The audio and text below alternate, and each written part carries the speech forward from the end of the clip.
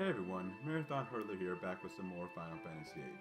Last time we finished our last order that Keistis gave us. We heard that she was getting fired basically and is now only going to be a seed, and then we found out that we had our first seed mission, so now it's time for us to figure out what that is. All I did since the last episode was just run from the dormitory up to the central hub here. Figured no one really wanted to see me running basically around the garden, so I figured I'd just go ahead and cut that down so we can just get straight to the action here. Yeah, so it looks like Selphie's going to be joining us. And alright, looks like Zel's going to be coming with us as well. And he's got some kind of crazy skateboard, motorboard. I don't even know what you would call that. T-board. I don't know what the T stands for, but apparently it is. Apparently you're not allowed to use them. Zel gets on the job and he gets a big head once again. See, he thinks because he's a seed he can just do whatever he wants. Yeah, he doesn't seem too impressed though. Yeah, he really is not impressed. These guys look really weird, I have to say. The way that their hats are shaped, it makes it look like they're constantly pointing, or it looks like their heads are constantly pointed down. It's really awkward. Exactly. Just because you become the leader doesn't mean you get to do whatever you want. If anything, you really have to follow the rules if you're going to be a good leader. So, Zol get there. He'll figure it out one day. Yeah, let's figure out what our first mission is. Timber, alright. Interesting name. A resistance faction. Huh. We're going straight to the top of these missions. That's a pretty big mission. I wonder what type of government we'll be fighting. Alright, so we had to remember this phrase. The forests of Timber sure have changed, but the owls are still around. Seems simple enough. Alright. Straightforward mission. I like it. Yeah, I didn't really notice that. 3 mercenaries? That doesn't seem like quite enough for a major resistance movement, but I forgot. This organization is very cheap, so if you really want to get the full service, you got to put enough money in. All right. I am the gunblade specialist. We all know gunblade specialists are apparently the best. Plus, I can't really see Zell or Selphie being useful in that situation as a leader, so... Anyway, before we head out, yeah, we need to talk to Headmaster Sid here, and he'll give us an item called the Magical Lamp. And if you talk to this guy, he'll just remind you what you're supposed to say. Yeah. So in case you really weren't paying attention, that way you can figure out what you're supposed to do. Now, before we head to Timber to start our first mission, there are actually several things that we want to do while we're still here, because once we leave, we won't be coming back to Garden for quite a while. So the first thing I want to do is take a second here to mix up my setup just a little bit, and I'll be right back. Okay, I'm back. Want to quickly show off just a couple things that I've done here. I gave Ifrit to Zell, no magic junction to any of his stats.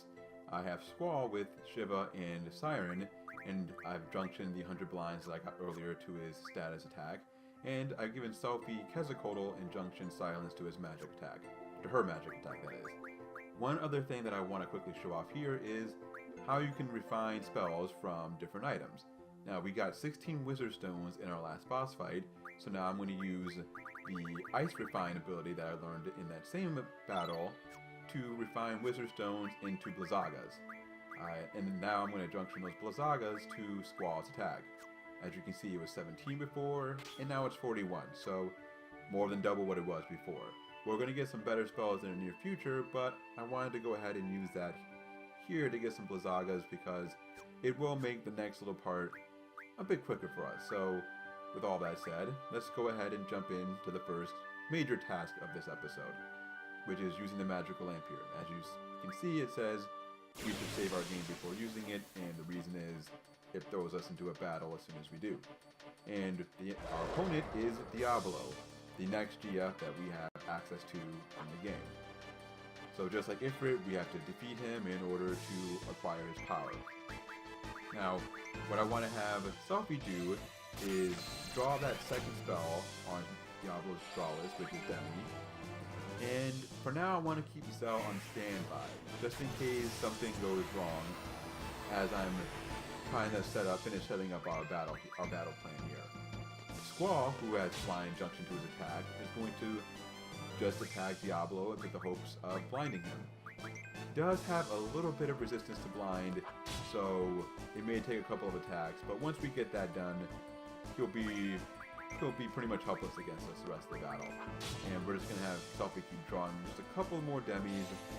There we go. Even with the Magic Junction to her silence stat, it can take... You do occasionally have the draw fail just because our magic stat is still relatively low. As you can imagine, for Zell or Squall, who have no Magic Junction to their status attack, it basically means it's going to be impossible or close to impossible for them to draw the spells, to draw any demi spells effectively. Now, what we want to do is we want to use the demi spell on Diablo in order to quickly reduce his HP.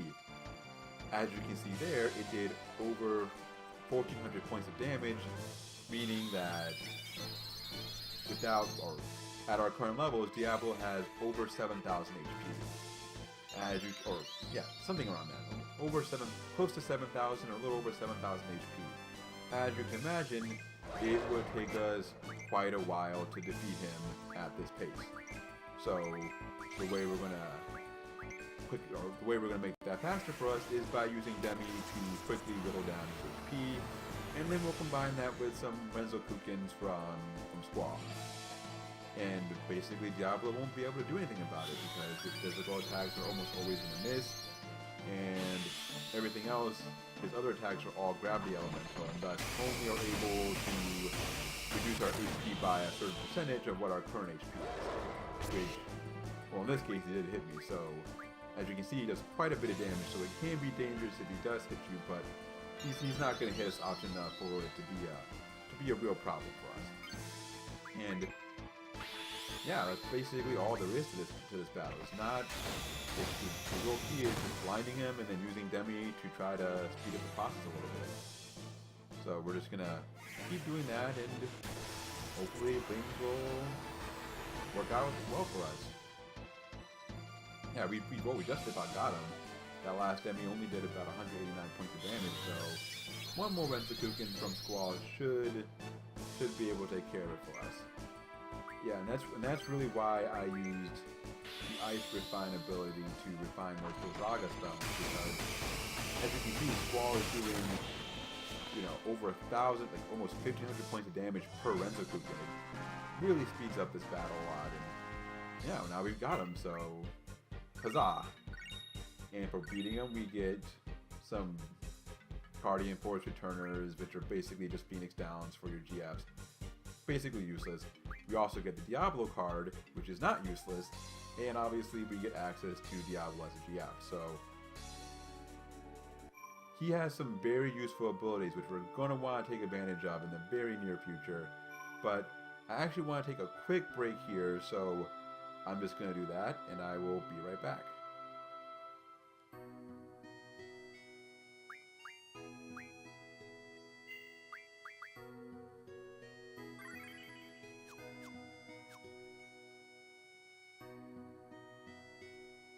Okay, I'm back.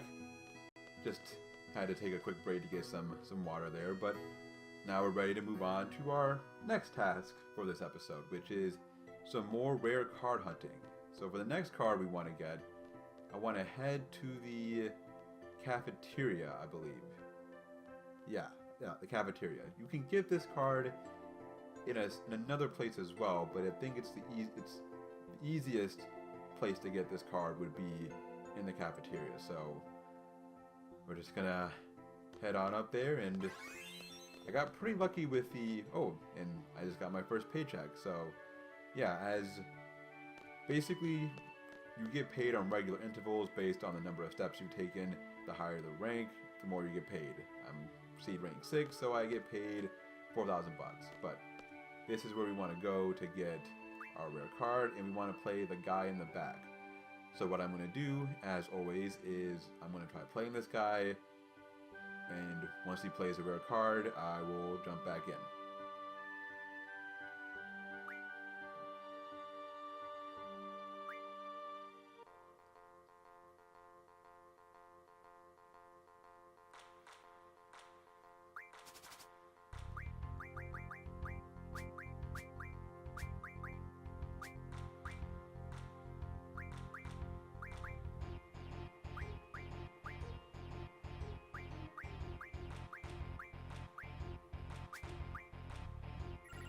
Alright, he's playing on the first hand. I've been getting really lucky with that so far in my in this Let's Play, but yeah, unfortunately I'm going first, so I think she can take just about any card I put down.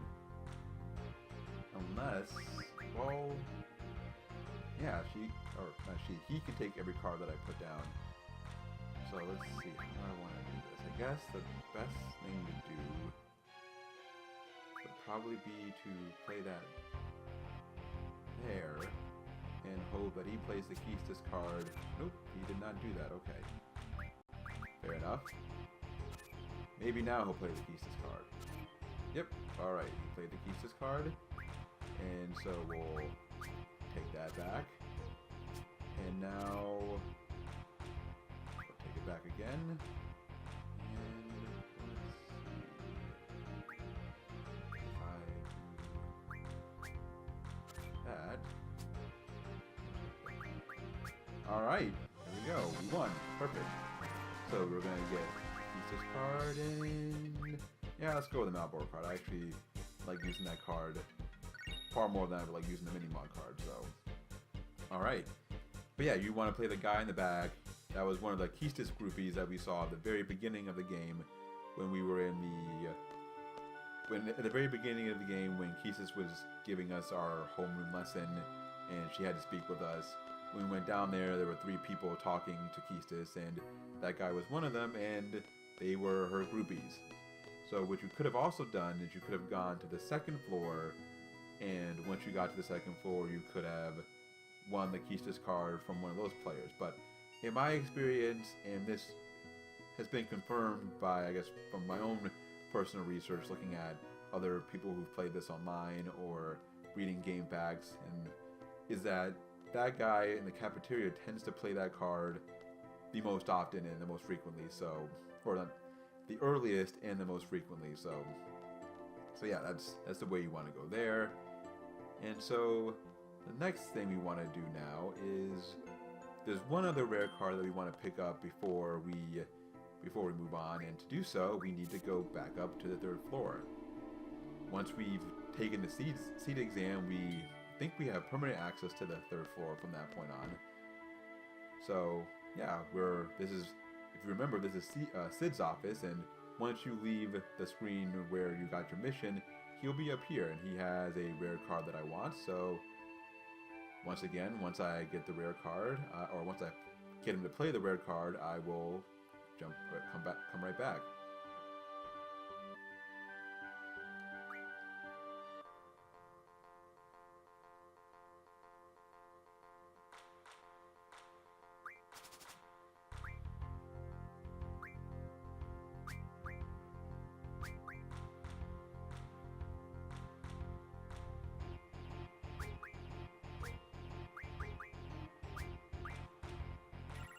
Alright, so I got him to play the rare cards I'm looking for.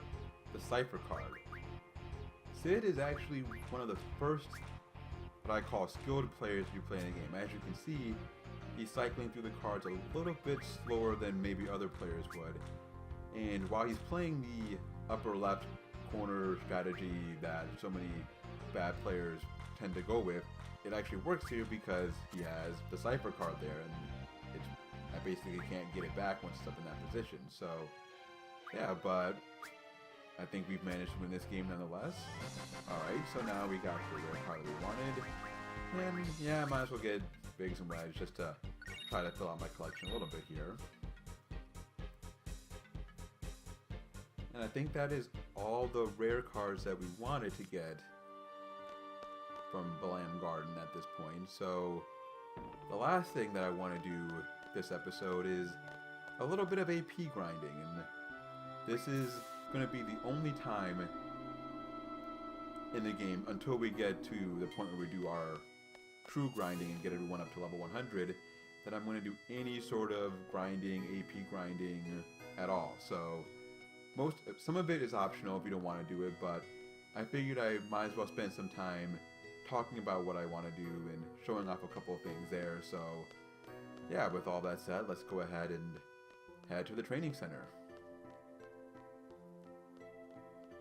Now, one thing that I'm not going to show off everything that I'm going to do here, obviously, because that would just be boring, but I may show off a couple.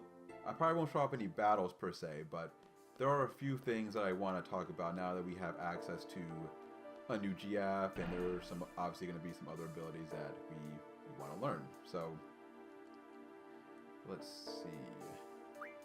Oh, I forgot to heal after that last battle. Should probably go ahead and do that.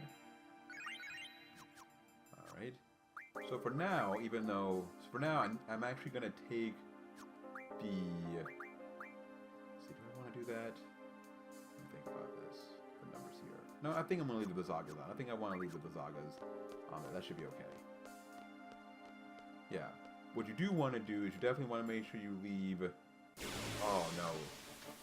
Now I remember what I forgot to do. I completely forgot to equip the abilities I needed. So we're actually unfortunately gonna have to run away from this battle, which is fine. Not like it really makes a big deal, or it's not a big deal. But I completely had a brain fart there and completely forgot to get my character set up. So let me quickly explain what I'm gonna do here as I am equipping re-equipping my GFs. Let's actually put Diablo on for Zell for now. I'm not going to want to maintain this forever, but for now, I think this is probably the best way to go. Let's change that ability to card there. Alright, so first things first.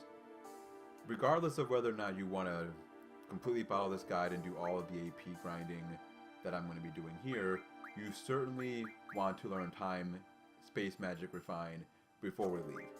And as you can see, it's going to take me about the same amount of time to learn Card Mod, which is an ability I really want to get now as well.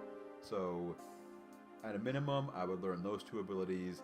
If you don't want to do anything else, then you can skip past the next part, but I'm actually going to do that right now.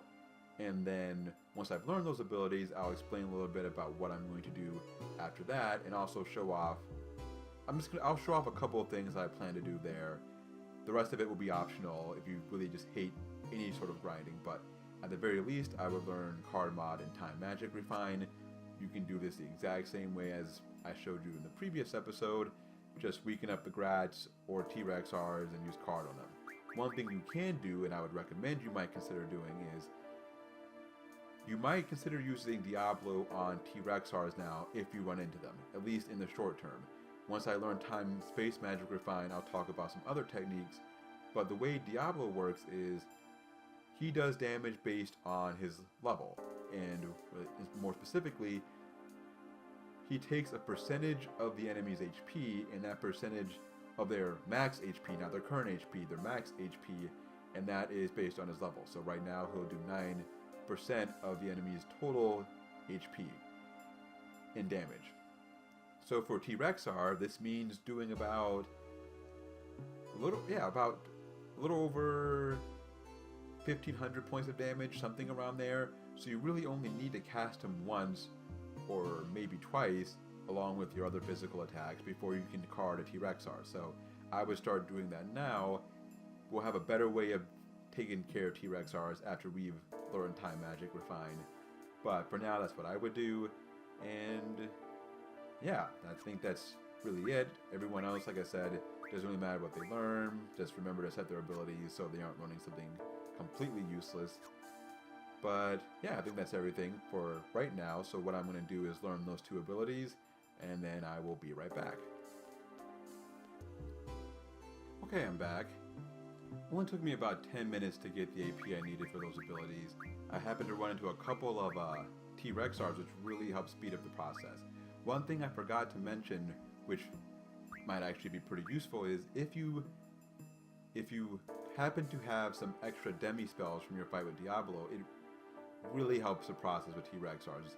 I cast a demi spell on T-Rex R and I did over 3,200 points of damage, which is way more than you need to do to be able to start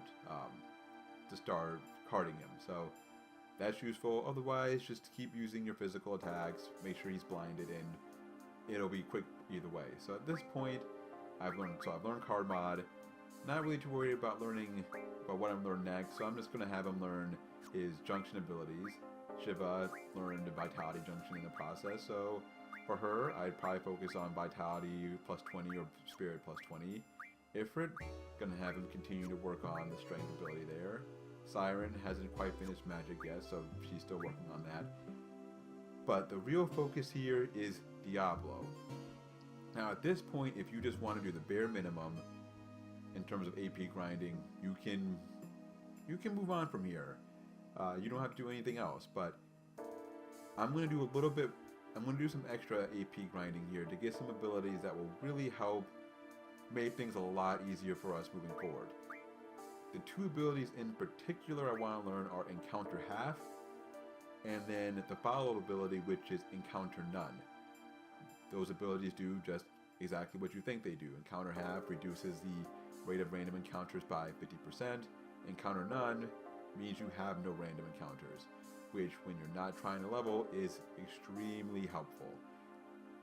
You know, I'm not sure if the time investment evens out. It takes maybe about 30 minutes to learn Enc-Half and Enc-None, 30 to 45 minutes. And I don't know if you would run into enough random battles between now and Disc 3 that you have to run away from to where you save the time. But at least mentally, it definitely makes it a lot easier to not have to run away from every other battle or worry about trying to card enemies and whatnot. So I'm going to do that now. If you don't want to, you don't have to, but I do think it makes this process a lot easier. Another ability I'm going to learn is Status Magic Refine. Again, this isn't necessary, but we will be encountering some enemies throughout the game who can't be carded, but who will also give us experience, namely human enemies. And so the way you avoid getting experience there is by using the break spell on them, which petrifies the enemy. You get no experience, no AP, but it only happens a couple of times, so it's not a huge deal. And if you don't want to learn this now, you can get away without it, and you can absorb that experience without leveling up. But this gives you a little more wiggle room, and so I'm just going to go ahead and do it now, just because it's not going to add that much time to what I have to do. One ability that I'm not going to learn, though, at this point is Mug.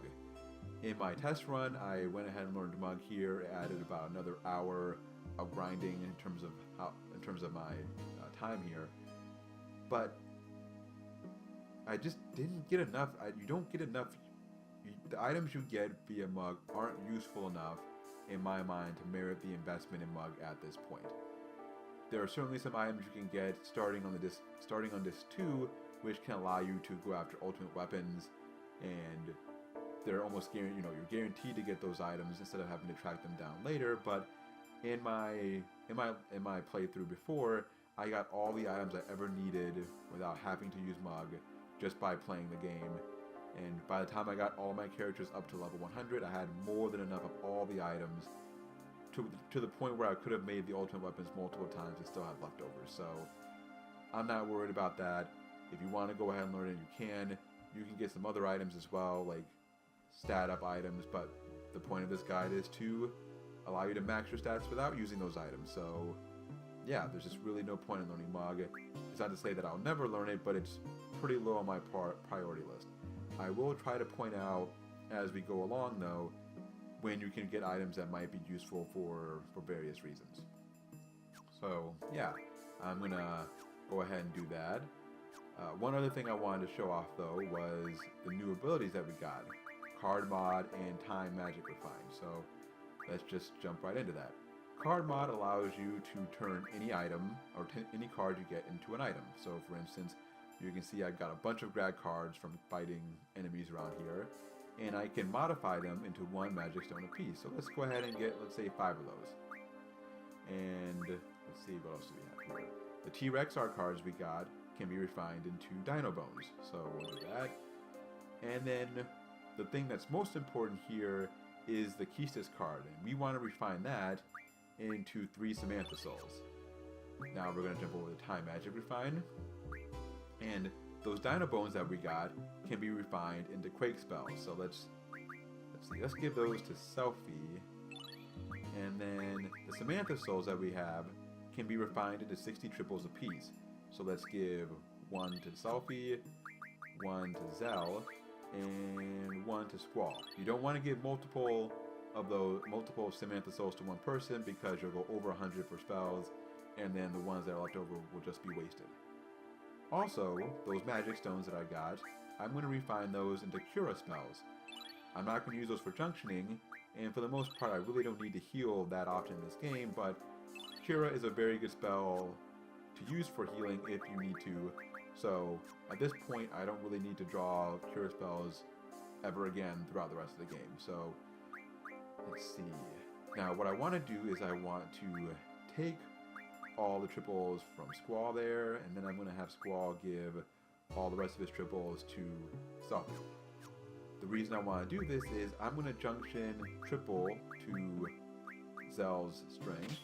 As you can see, it greatly increases the strength all the way to 89, and I'm going to junction, let's see which one's better there.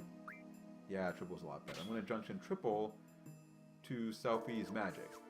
So I might as well go ahead and give those quakes then to Zell.